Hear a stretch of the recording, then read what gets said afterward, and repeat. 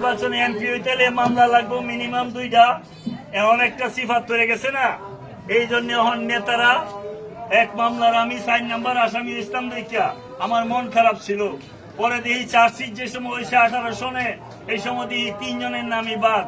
আজকে দেখি 3 জনের মধ্যে 2 জনই এমপি ইলেকশন করতেছে। কাল্লা থানাত গেছে দিয়া কইতেছে কো ভাই এই মামলাটা কি আমরা একটু ডুহানি যায় না? তো বাইরে এটা তো চার্জশিট হয়ে গেছে 12 বছর আগে। এখন এটা আর ভাইব কই? এই সরকার এসে এই মামলাই প্রত্যাহার করে নিছে, আমার মামলা নাই। এখন পড়ছে না বিপদে। আমি তাদেরকে বলেছি আন্দোলন করার সময় যখন খালেদা জিয়া জেলে ছিল, তারেক রহমান বাইরে ছিল, কত কষ্ট আমরা করেছি, আমাদের কত নেতাকে হত্যা করেছে, ইলিয়াস আলী সহ কত নেতাকে গুম করেছে। আসুন ঐক্যবদ্ধ ভাবে রাজপথে থাকি। আপনি যদি আমার মতো 10 বছর সাজা